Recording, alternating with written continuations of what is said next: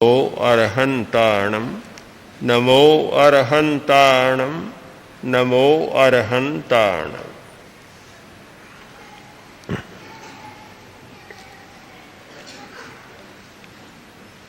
प्रेक्षा ध्यान का अंतिम लक्ष्य है आत्मा का साक्षात्कार। बीच का पड़ाव, बीच के विराम और विश्राम मंजिल नहीं है, पहुंचना आत्मा तक है।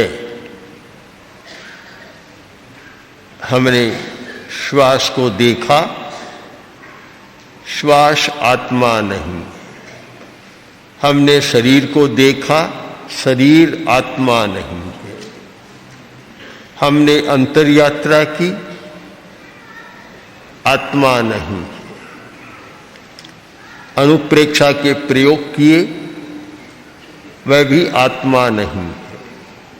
आसन प्राणायाम के प्रयोग किए, वह भी आत्मा नहीं है। पहुंचना है आत्मा तक।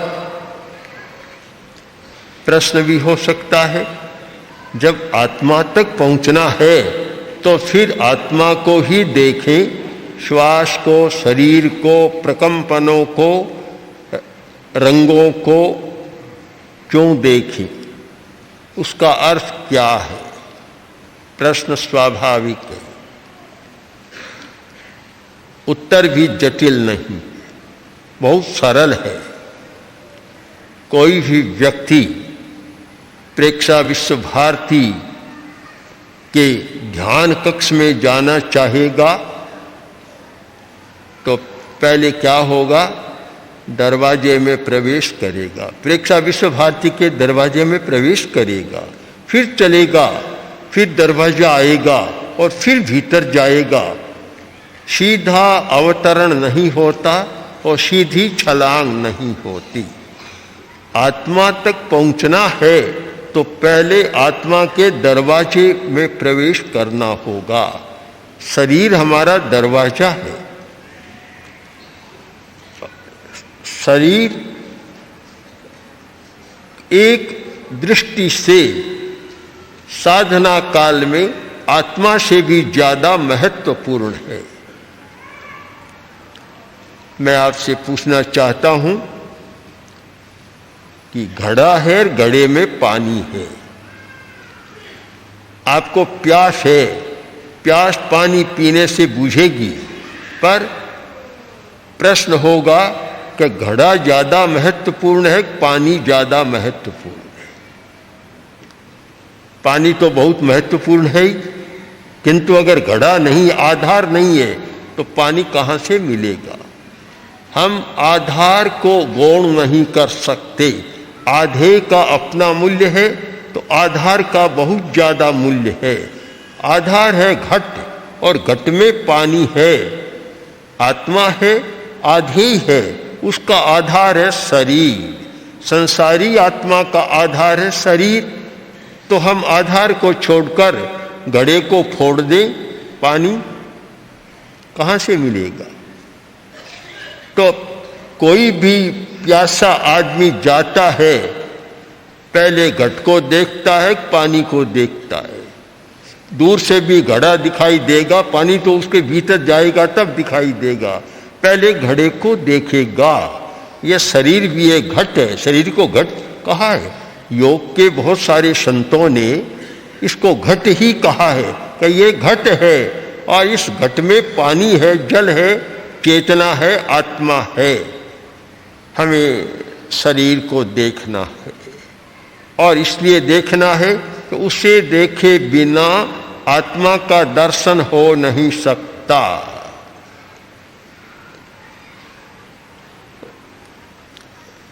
श्वास शरीर का एक अभिन्न अंग है। हम श्वास को शरीर से अलग नहीं कर सकते, उसी का एक अंग है। शरीर को देखना, अब देखने की कला होती है। देखने की कला, जो व्यक्ति देखना जानता है वह पहुंच जाता है। देखना नहीं जानता वह नहीं पहुंच सकता। भरत चक्रवर्ती स्नान गृह में गए, स्नान किया, स्नान कर और कपड़े पहने और अपने आसन पर आकर बैठ गए।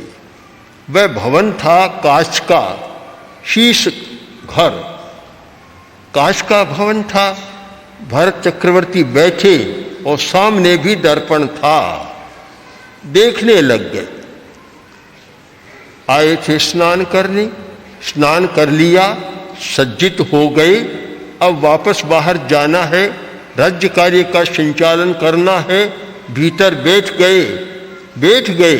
अब कोई ऐसा क्षण आता है, मुहूर्तानम मुहूर्तस्य मुहूर्तो होई तारिशो, कोई ऐसा मुहूर्त आता है, कोई ऐसा क्षण आता है कि पता नहीं क्या घटित हो जाता है। बैठे हैं और शीशे में अपने मुंह को देखने लग गए। शायद मुंह तो अपना देखा होगा बहुत बार, पर कभी कभी दृष्टि बदल जाती है।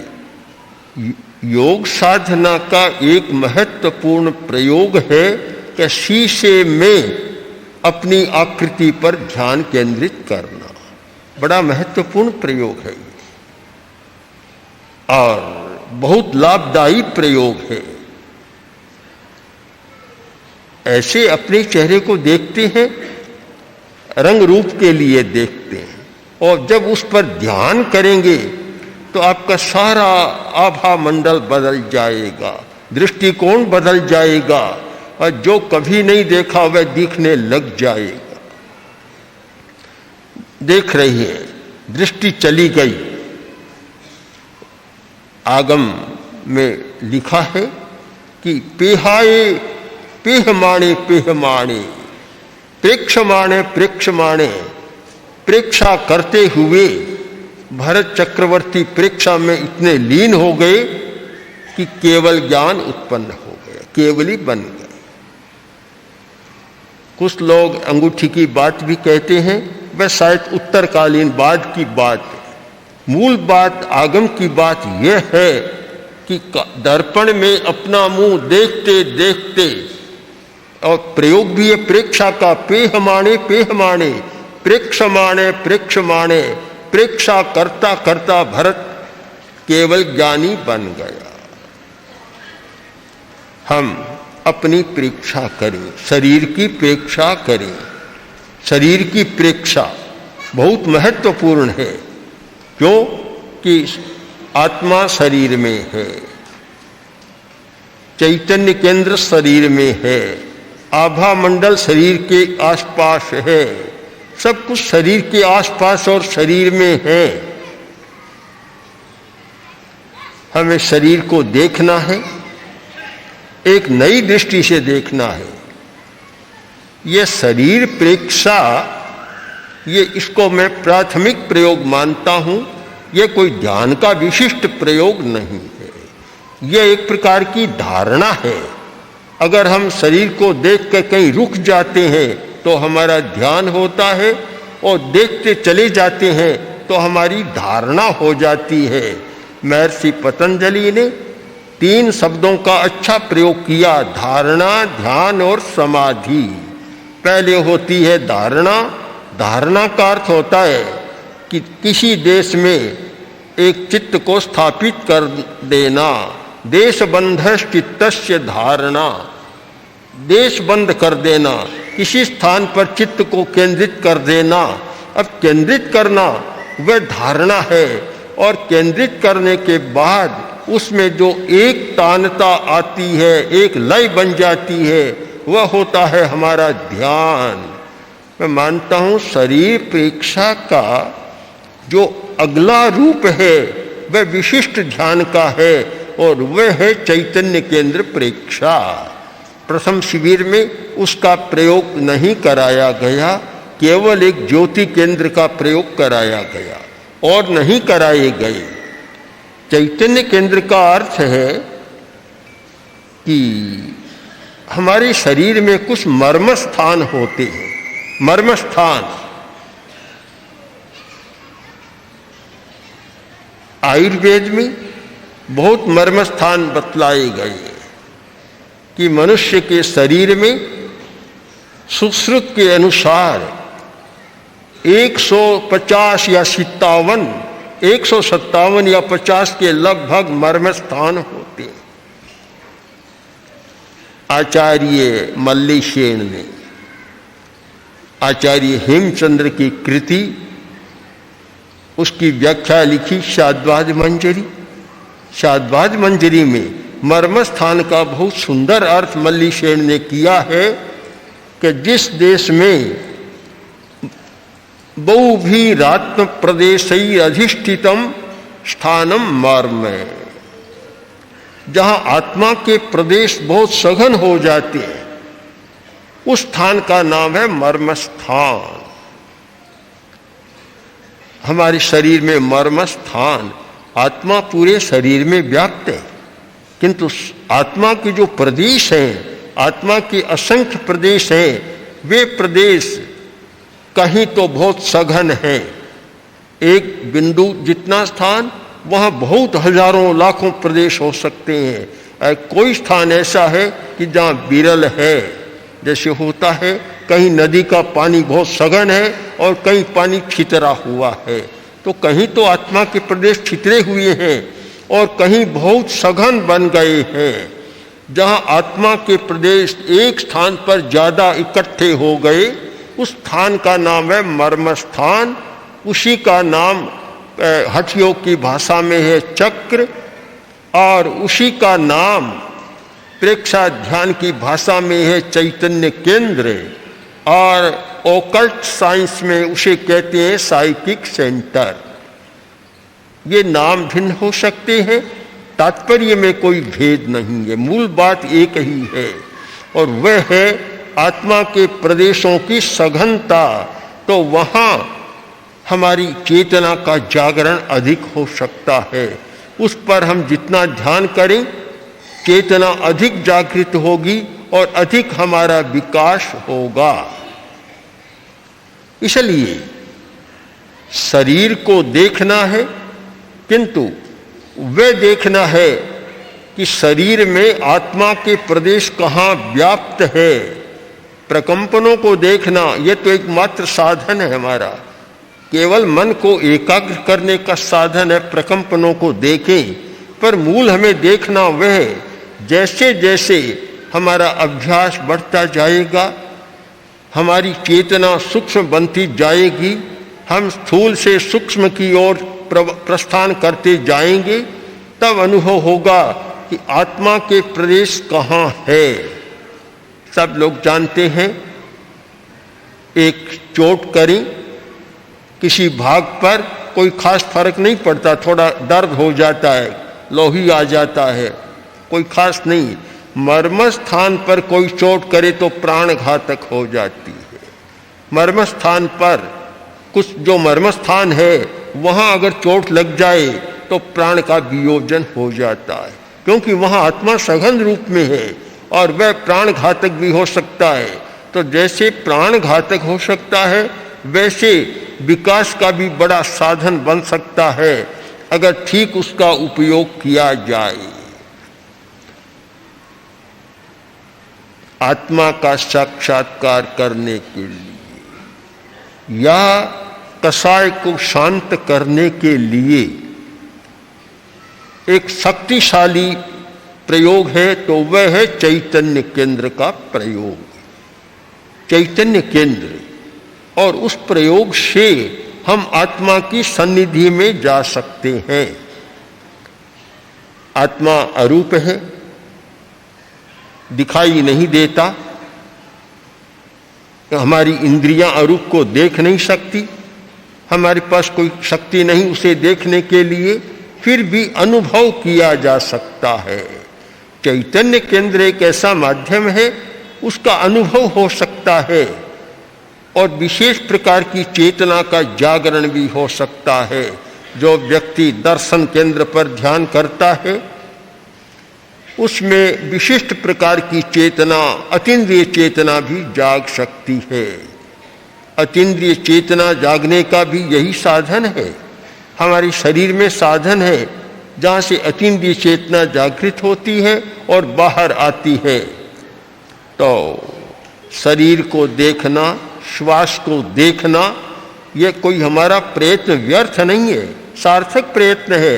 हम सीधे ही आत्मा को देखना चाहे कभी संभव नहीं होगा, इस प्रक्रिया से चलना होगा। पहले श्वास को देखें और अच्छा अभ्यास हो जाए तो श्वास के साथ प्राण को देखें, फिर शरीर को देखें और शरीर के भीतर भी प्राण को देखें। प्राण निरंतर काम कर रहा एक शरीर और एक शरीर प्राण। फिर शरीर में विद्यमान जो हमारे केंद्र हैं उन केंद्रों को देखें, मस्तिष्क की परीक्षा करें और मस्तिष्क में तो पता नहीं कितना भरा है, कितना है, सारी शक्तियां जहां एक केंद्रित हो गई है और इतने प्रकोष्ठ बने हुए हैं मस्तिष्क में, हर शक्ति का प्रकोष्ठ मस्तिष्क में बना हुआ है और कितने न्यूरॉन, उनके जो कनेक्शन बनते हैं, इतनी शक्तियां बन जाती है, उन सब की परीक्षा करें। एक शरीर को देखना भी इतना बड़ा काम है। मैं तो ये अनुभव करता हूँ कि कोई व्यक्ति 2, 4, 5 वर्ष तक निरंतर रोज घंटा 2 घंटा शरीर की परीक्षा करे, शरीर के भीतर जो है चैतन्य केंद्र, उन चैतन्य केंद्रों की परीक्षा करे तो 5 वर्ष में पता नहीं कहाँ से कहाँ चला जा सकता है। पर ऐसा होना बड़ा कठिन काम है, बहुत दुर्लभ है। फिर भी जितने समय भी किया जाए तो हम आत्मा के निकट पहुंचते चले जाएंगे। आत्मा के निकट हमें पहुंचना है। 2 व्यक्ति मिले, एक ने एक दूसरे से पूछा, कहाँ रहते हो? हिंदुस्तान में रहता हूं। हिंदुस्तान तो बहुत बड़ा है, कहाँ रहते हो? तो कह दिया गुजरात में रहता हूं। कि गुजरात तो बहुत बड़ा है, कहाँ रहते हो? कि अहमदाबाद में रहता हूं। अहमदाबाद तो बहुत बड़ा है, कहाँ रहते हो? शाहीबाग में रहता हूं। वह भी तो बहुत बड़ा है, कहाँ रहते हो? अपना घर बता दिया, स्थान बता दिया कि वहाँ रहता हूँ, उस फ्लैट में रहता हूँ। वह भी तो बहुत बड़ा है कि अपने कमरे में रहता हूँ। अरे कमरा तो बहुत बड़ा है। अपनी खाट पर रहता हूँ, खाट तो बहुत बड़ी है। तो बोला अपने शरीर में रहता हूँ, क्या शरीर तो बहुत बड़ा है, शरीर में तो पोल ही पोल भरी है, पोला भाग शरीर का कितना कहाँ रहते हो? आखिर बोला अपने आत्म प्रदेशों में रहता हूं। अब ठीक उत्तर हो। हमें विस्तार से संक्षेप की ओर जाना है। हम बहुत फैले हुए हैं, अब संक्षेप में जाना है। अगर आत्मा का साक्षात्कार करना है तो आत्म प्रदेशों तक पहुंचना है। आत्मा का जो अस्तित्व है, उसके जो प्रदेश हैं, प्रदेश राशि है और जिनमें चेतना है, चैतन्यमय प्रदेश है, वहां तक पहुंचना है। तो फिर सारा विस्तार धीरे धीरे कम करना होगा और कम करते करते चले जाएंगे तो फिर शरीर तक आ गए, चैतन्य केंद्रों तक आ गए, आभा मंडल तक आ गए और फिर आखिर में आत्म प्रदेश तक हम पहुंच गए। वह है हमारी आत्मा के साक्षात्कार की भूमिका। पर याद रहे कि यह पढ़ने से नहीं होगा, पाठ से नहीं होगा, स्वाध्याय से भी नहीं होगा। पाठ भी जरूरी है, स्वाध्याय भी जरूरी है, पर सबसे ज्यादा होगा कि मन को विलीन करना। शरीर, मन और वाणी तीनों की प्रवृत्तियों को धीरे धीरे कम करना। जैसे जैसे ये प्रवृत्तियां कम होगी, भीतर से एक प्रकाश प्रकट होगा। जो प्रकाश है वह प्रवृत्ति के कारण बाहर नहीं आ रहा है। पूज्य पाद ने अच्छा लिखा है कि रागद्वेषादि कल्लोलै रलोलम यन मनोजलम स पश्यत्यात्मनस्तत्वं तत्तत्वं नेतरो जने।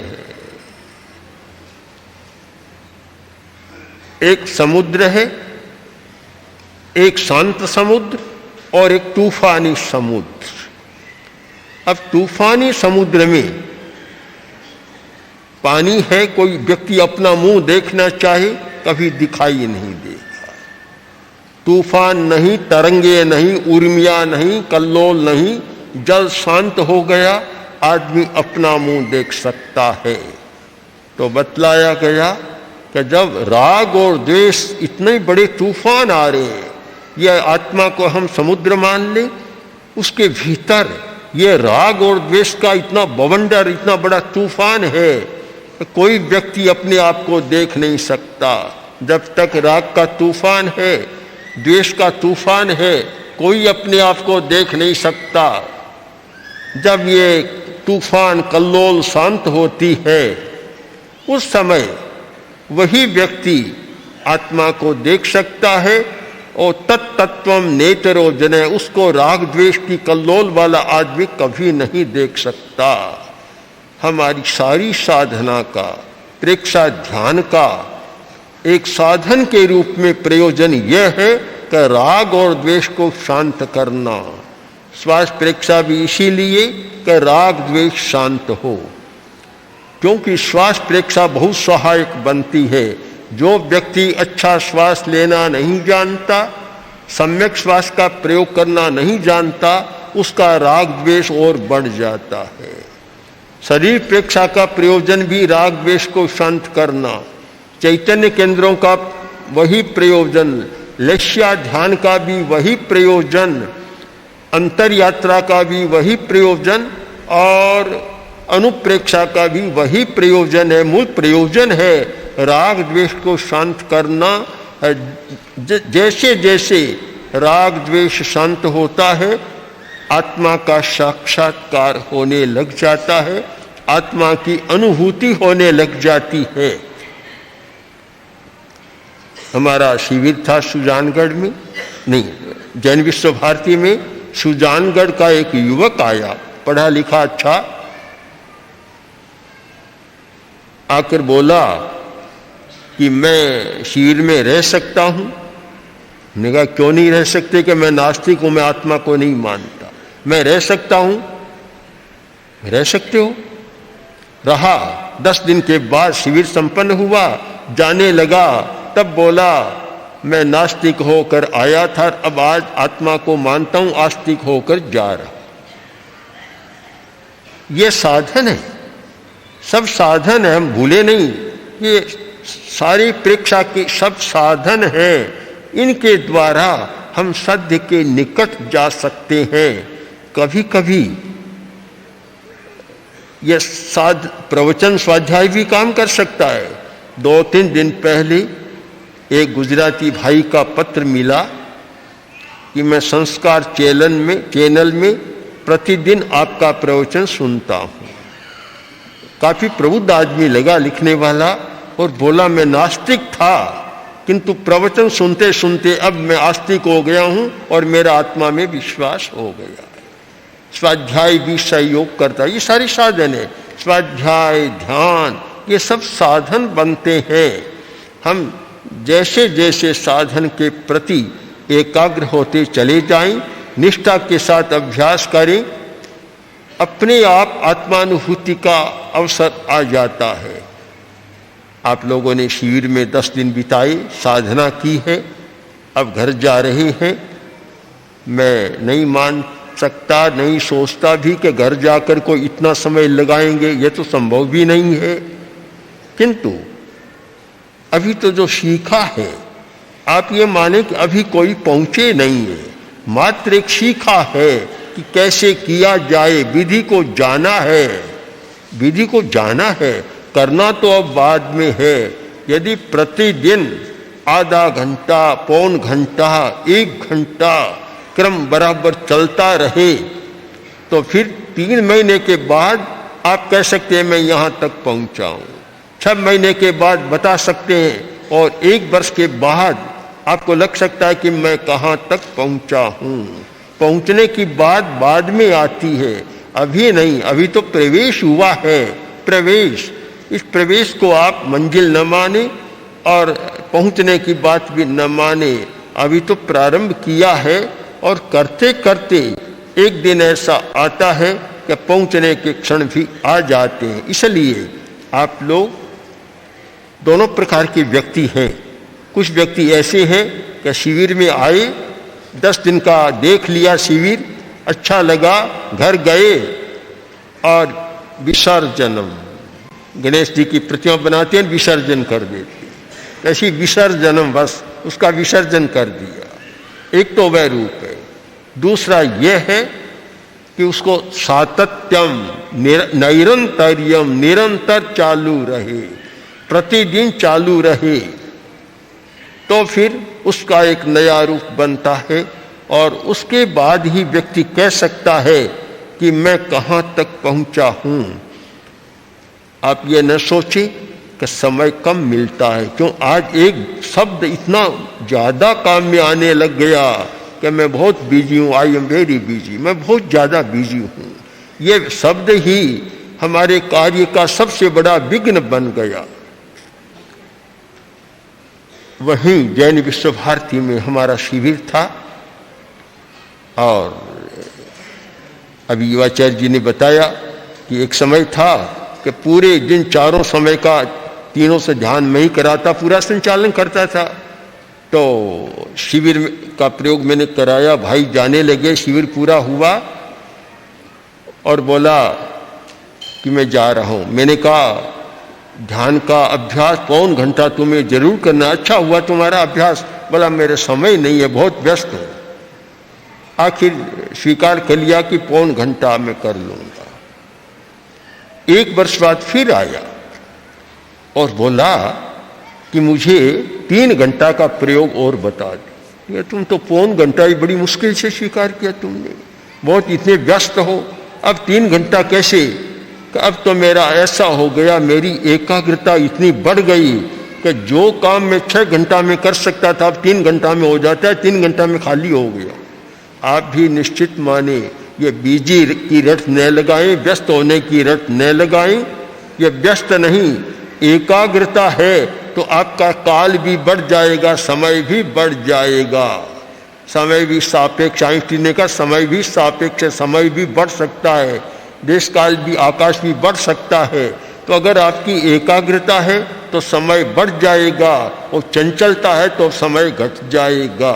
इसलिए सबसे पहला चरण है एकाग्रता की साधना, उसके बाद है निर्विचार और निर्विकल्प होने की साधना, और निर्विकल्प के बाद फिर समाधि की साधना, कंटेम्पलेशन, समाधि की साधना, और समाधि की साधना के बाद फिर जो अनुभव है वह अपने आप आएगा। फिर आपको पूछना नहीं पड़ेगा कि आत्मा है या नहीं, यह प्रश्न नहीं, फिर समाधान अपने में भीतर से निकलेगा। इसलिए आपने जो किया उसकी निरंतरता बनी रहे और अभ्यास चलता रहे। जैसे जैसे अभ्यास पुष्ट होगा अपने आप आपको रास्ता भी मिलेगा, प्रकाश मिलेगा, दिशा मिलेगी और नए नए आयाम भी खुलते चले जाएंगे।